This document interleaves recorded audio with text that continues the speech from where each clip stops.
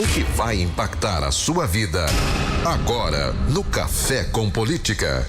E no Café com Política de hoje, a gente conversa com o vereador de Belo Horizonte, deputado estadual eleito, o professor Wendel Mesquita, do Solidariedade. Bom dia, seja bem-vindo, deputado. Bom dia, Thalita. Bom dia, Rodrigo. Bom dia, professor. Obrigado por nos atender.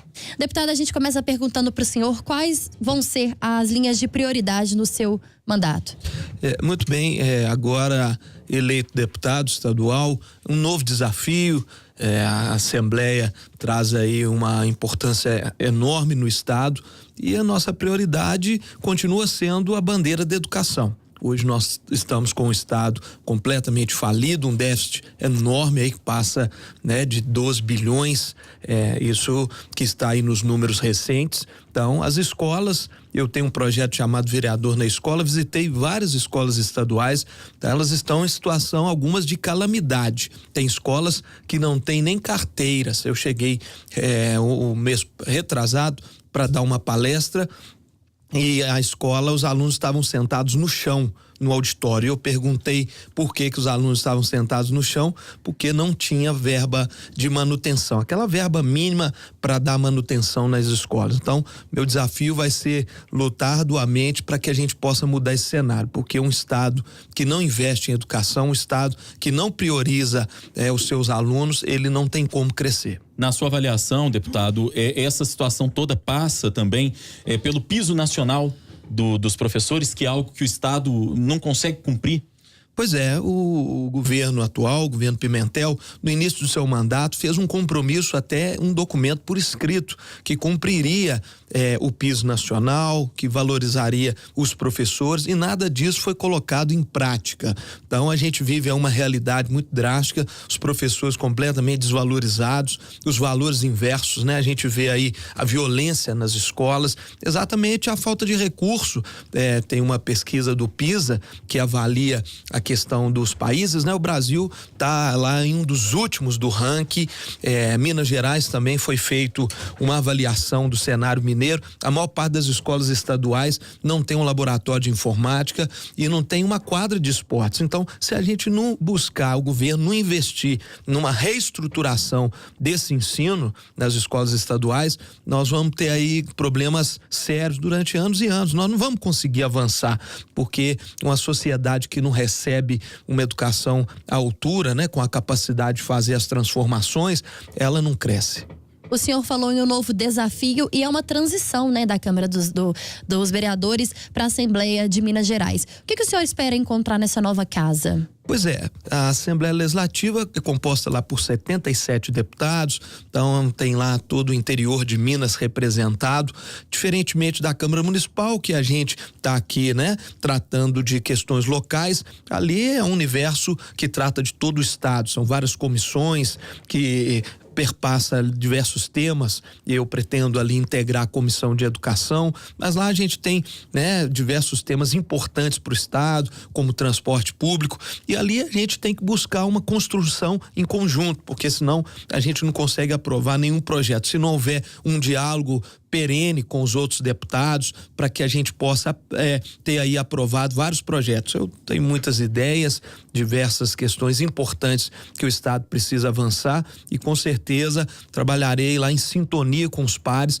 para que a gente possa contribuir com essa nova formação do estado, com esse novo governo que chega também, que realmente vai precisar de um apoio muito grande para superar toda essa crise que o estado vive. Até nesse sentido, deputado, é a próxima pergunta que eu faço para o senhor, que é justamente o posicionamento que o senhor e o seu partido pretendem manter em relação ao governador eleito Romeu Zema. A gente ainda não consegue perceber na Assembleia Legislativa, nessa nova formação que começa agora em fevereiro com essa próxima legislatura, muito claramente os espaços do governo, da oposição, de deputados independentes. O senhor acabou de falar que vai ser necessário que haja apoio ao novo governador, diante até do caos financeiro, econômico pelo qual passa o estado.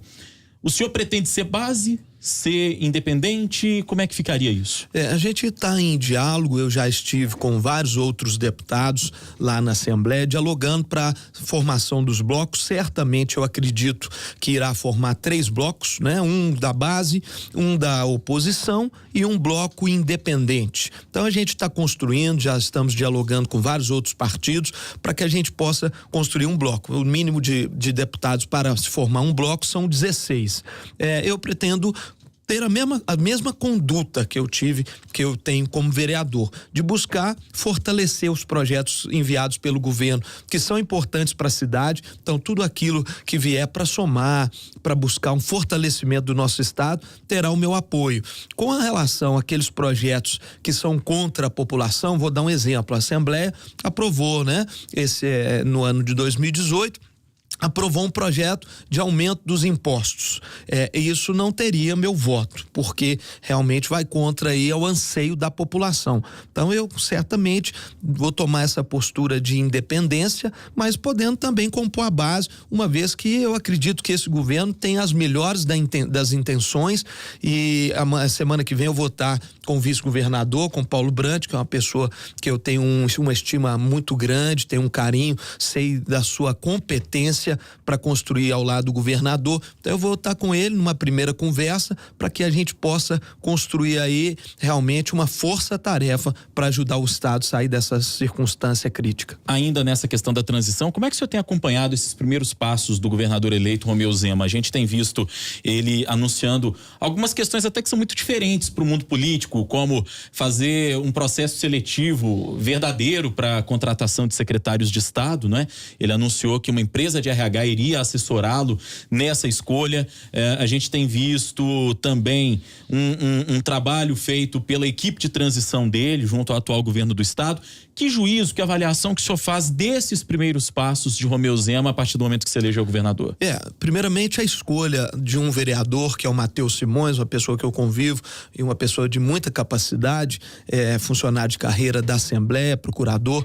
Então foi uma escolha acertada. Certamente ele ficará esses 60 dias, ele se licenciou lá da Câmara, depois ele deve retornar. Então precisa realmente de uma pessoa que tem essa neutralidade. Vejo com muito bons olhos a questão da da parte técnica, né? De você buscar ali um secretariado técnico. Eu vejo isso com bons olhos. Acho interessante também você ter um suporte de uma consultoria especializada, de uma empresa, porque você consegue avaliar melhor o seu quadro. O Márcio Lacerda, quando prefeito, fez isso na prefeitura de Belo Horizonte. Ele tinha uma empresa também que dava ali uma consultoria e fazia uma avaliação dos quadros que eram indicados para compor a prefeitura. Então, eu acho que não há nada de ruim nisso, pelo contrário, é algo muito positivo, porque as pessoas têm que estar preparadas para assumir um cargo, principalmente no momento que a gente vive, que vai aí ter uma necessidade de técnicos competentes para compor esse quadro. Ainda, né, continuando nesse assunto da escolha do secretariado de Romeu Zema, do novo governador de Minas, há informações de bastidores de que alguns destes nomes que devem ser anunciados até o fim da semana que vem seriam pessoas que compõem a parte empresarial de Minas Gerais, nomes fortes, né, Rodrigo? Sim. Nós recebemos essas informações aqui. Na avaliação do senhor, um empresário, assim como Romeu Zema ele tem capacidade para governar, para ajudar, né, o novo governo de Minas Gerais? Acredito muito. O meio empresarial, o próprio governador vem aí de um processo vitorioso na sua construção empresarial. Ele tem essa visão de enxugamento da máquina, de gestão. É o que nós precisamos hoje no estado. Hoje o estado ele está completamente falido. Ele se tornou um cabide de emprego. A gente vê o tempo inteiro nessa transição, está ficando muito latente. As pessoas de indicação, né, de partidos políticos, a máquina inchada. Então, a postura dele de reduzir aí para 9 secretarias, eu acho muito louvável. Tem que reduzir o custo hoje administrativo do estado. Ele não consegue suportar toda essa máquina pesada de indicação. E também vejo como muito interessante a redução dos cargos de indicação, né? O governador disse que vai reduzir em 80%. Eu espero que ele faça o que foi prometido durante durante aí o período eleitoral, porque sem essas atitudes a gente não vai conseguir chegar no nosso objetivo, que é colocar o Estado novamente no eixo. Nós estamos conversando aqui no Café com Política com o professor Wendel Mesquita, atual vereador em Belo Horizonte, deputado estadual eleito pelo Partido Solidariedade. Deputado, o senhor falou no começo da entrevista que além da questão da educação, o senhor quer trabalhar também com a questão da mobilidade urbana, né? É um dos assuntos pelo qual o senhor pretende trabalhar na Assembleia, e é inevitável a gente não tocar nesse assunto hoje. A gente falando de mobilidade, se lembra inclusive do estrago que a chuva fez em Belo Horizonte nessa noite, né? Hoje a gente está vivendo aí um dia de caos, o dia seguinte ao caos em que se transformou principalmente a região de Venda Nova em Belo Horizonte, problemas também na região da Pampulha e em outras partes da cidade. E existe um levantamento de que Belo Horizonte precisaria, para resolver definitivamente os problemas que envolvem as chuvas, de algo em torno de 5 bilhões de reais. É uma perspectiva quase utópica diante da crise financeira que a gente vive no estado, na cidade, enfim, no país.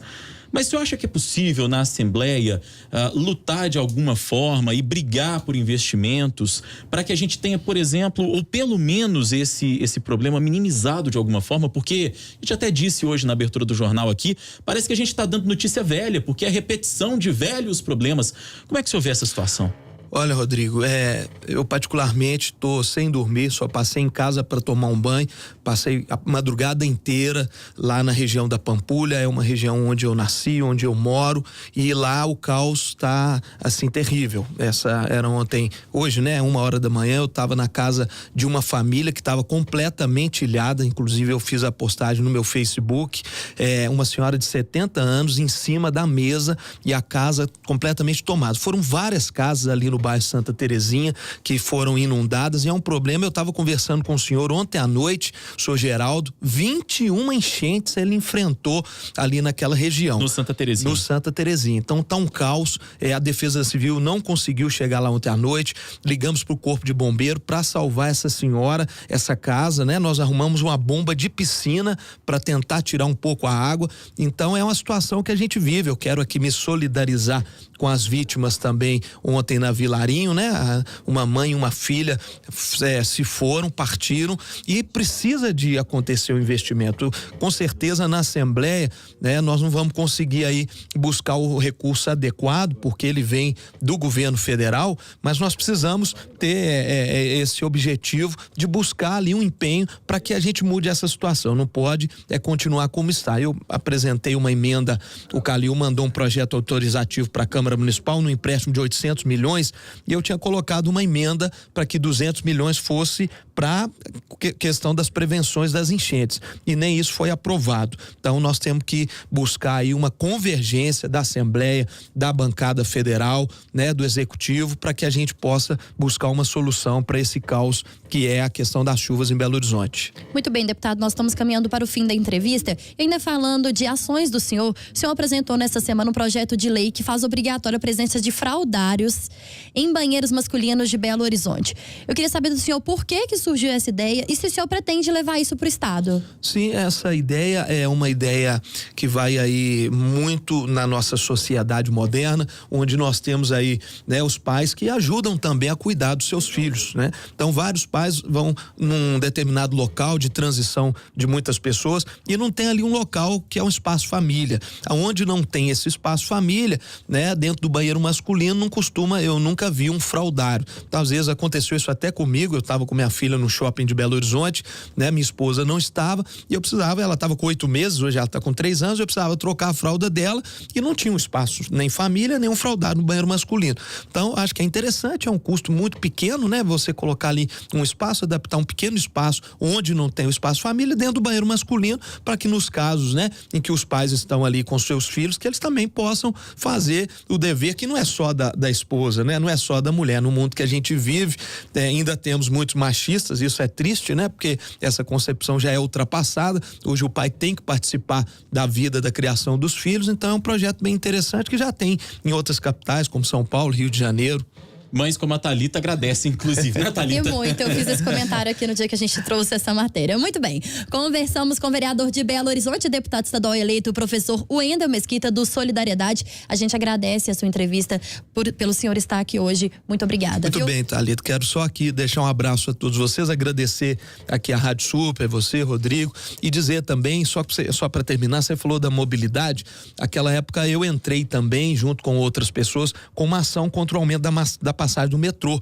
Essa semana a gente está iniciando, lamentável, foi para 13,40, nós conseguimos a liminar à época, a liminar caiu, né? O STJ derrubou essa liminar, e essa semana nós estamos fazendo uma força-tarefa, vamos recolher aí mais de 500 mil de assinaturas e já estamos agendando uma reunião com o presidente eleito, né? Com Bolsonaro, para que a gente possa levar esse mais de 500 mil de assinaturas solicitando o retorno do preço da passagem a 1,80, porque é um absurdo aumentar aí, né, esse valor, tá penalizando o cidadão de Belo Horizonte, e a gente tem um metrô completamente sem investimentos, como a gente vê aqui na nossa capital. Então, vamos fazer essa iniciativa, porque não tem condição de preservar, né, esse preço de 3,40. Obrigado mais uma vez, vereador e deputado estadual eleito. 8h12, o prefeito de Belo Horizonte, Alexandre Calil, está concedendo entrevista coletiva neste momento a respeito